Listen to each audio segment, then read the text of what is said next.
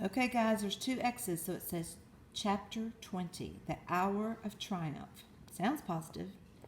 Special announcement, said the loudspeaker in a pompous voice. The management of the fair takes great pleasure in presenting Mr. Homer L. Zuckerman and his famous pig.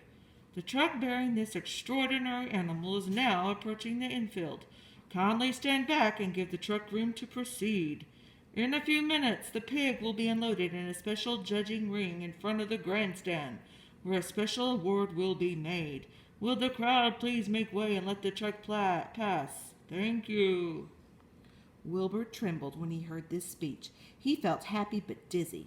The truck crept along slowly in low speed. Crowds of people surrounded it, and Mr. Arable had to drive very carefully in order not to run over anybody. At last he managed to reach the judge's stand. Avery jumped out and lowered the tailgate. "I'm scared to death," whispered Mrs. Zuckerman. "Hundreds of people are looking at us." "Cheer up," replied Mrs. Arable. "This is fun." Unload your pig, please, said the loudspeaker. "All together now, boys," said Mr. Zuckerman. Several men stepped forward from the crowd to help lift the crate. Avery was the busiest helper of all. "Tuck your shirt in, Avery," cried Mrs. Zuckerman, "and tighten your belt. Your pants are coming down." "Can't you see I'm busy?" replied Avery in disgust. "Look!" cried Fern, pointing. "There's Henry." "Don't shout, Fern," said her mother, "and don't point." "Can't I please have some money?" asked Fern. "Henry invited me to go in the Ferris wheel again, and only I don't think he has any money left. He ran out of money." Mrs. Arable opened her handbag. "Here," she said, "here's 40 cents. Now don't get lost, and be back at our regular meeting place by the pig pen very soon." Fern raced off, ducking and dodging through the crowd in search of Henry. Isn't that odd? She was always worried about Wilbur, and now a boy.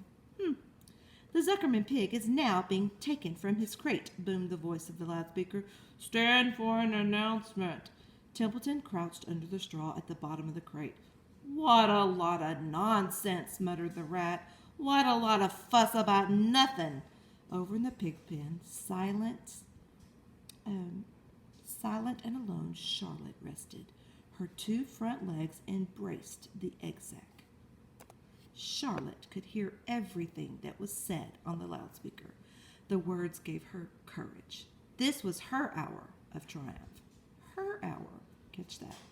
As Wilbur came out of the crate, the crowd clapped and cheered. Look at all those C's. Crate, crowd, clapped, cheered. Alliteration. Mr. Zuckerman took off his cap and bowed. Lurvy pulled out his big handkerchief from his pocket and wiped the sweat from the back of his neck. Avery knelt in the dirt while Wilbur sighed, busily stroking him and showing off. Mrs. Zuckerman and Mrs. Arable stood on the running board of the truck.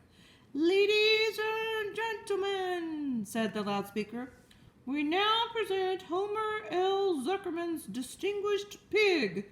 The fame of this unique animal has spread to the far corners of the earth, attracting many valuable tourists to the great state.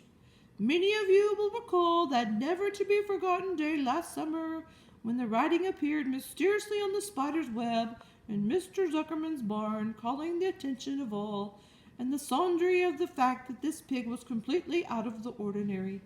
This miracle has never been fully explained, although learned men have visited the Zuckerman pig pen to study and observe the phenomenon.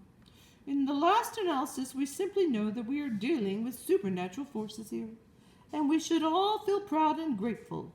In the words of the spider's web, ladies and gentlemen, this is some pig." Wilbur blushed. He stood perfectly still and tried to look his best. "This magnificent animal," continued the loudspeaker, "is truly terrific. Look at him, ladies and gentlemen. Note the smoothness and whiteness of his coat. Observe the spotless skin, the healthy pink glow of ears and snout." "It's the buttermilk," whispered Miss Arable to Mrs. Zuckerman. "Note the general radiance of this animal. Then remember the day when the word radiant appeared clearly on the web. Whence came this mysterious writing? Not from the spider. We can rest assured of that. Spiders are very clever at weaving their webs, but needless to say, spiders cannot write. Wrong. Oh, they can't write, can't they? Murmured Charlotte herself. Ladies and gentlemen, continued the loudspeaker, I must take any more of your valuable time. On behalf of the governors of the fair, I have the honor of awarding a special prize of $25 to Mr. Zuckerman, together with a handsome bronze medal suitably engraved in token of our appreciation of the part played by this pig, this radiant, this terrific, this humble pig, in attracting so many visitors to this great county fair. Wilbur had been feeling dizzier and dizzier through this long complimentary speech. When he heard the crowd beginning to cheer and clap again, he suddenly fainted away. His legs collapsed, his mind went blank, and he fell to the ground unconscious. What's wrong? Asked the loudspeaker. What's going on, Zuckerman? What's the trouble with your pig? Avery was kneeling by Wilbur's head, stroking him. Mr. Zuckerman was dancing about, fanning him with his cap. He is all right, cried Mr. Zuckerman. He gets these spells. He's modest and can't stand praise. Well, can't give a prize to a dead pig, said the loudspeaker. It's never been done. He isn't dead, hollered Zuckerman. He's fainted. He gets embarrassed easily. Run for some water, Lurvy. Lurvy sprang from the judge's ring and disappeared. Templeton poked his head from the straw. He noticed that the end of Wilbur's tail was within reach. Templeton grinned. I'll tend to this, he chuckled. He took Wilbur's tail in his mouth and bit it, just as hard as he could bite. The pain revived Wilbur. In a flash, he was back on his feet. Ouch! He screamed.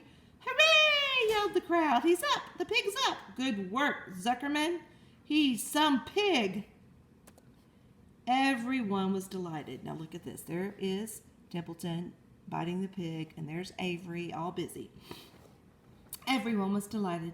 Mr. Zuckerman was the most pleased of all. He sighed with relief. Nobody had seen Templeton. The rat had done his work well. So did the rat actually help? Of course. And now one of the judges climbed into the ring with the prizes. He handed Mr. Zuckerman 2 $10 bills and a $5 bill. Now in that time, that might have been a lot of money, but in today's time, it needed to be like $1,000. He handed Mr. Zuckerman, then he tied the medal around Wilbur's neck. Then he shook hands with Mr. Zuckerman while Wilbur blushed. Avery put out his hand, and the judge shook hands with him, too. The crowd cheered. A photographer took Wilbur's picture. A great feeling of happiness swept over the Zuckermans and the Arables. This was the greatest moment in Mr. Zuckerman's life. It was deeply satisfying to win a prize in front of a lot of people. Do you think the Charlotte's Web trick worked? Here's the picture. There's everybody in the picture. There's Wilbur.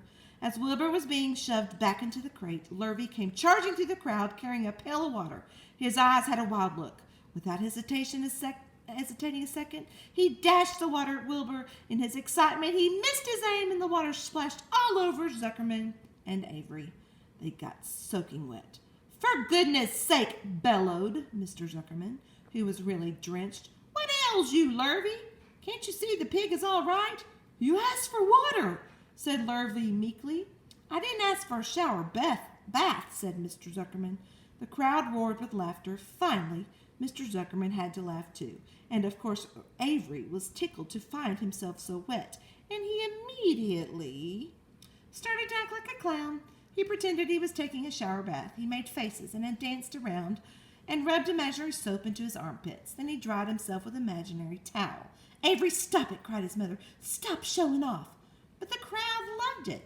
Avery heard nothing but the applause. He liked being a clown in the ring, with everybody watching in front of a grandstand.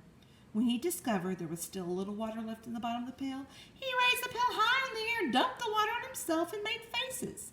The children in the grandstand screamed with appreciation. At last things calmed down. Wilbur was loaded into the truck. Avery was led from the ring by his mother and placed on the seat of the truck to dry off. The truck, driven by Mr. Arable, crawled slowly back to the pig pen. Avery's wet trousers made a big wet spot on the seat. So there we go. There's Wilbur's prize.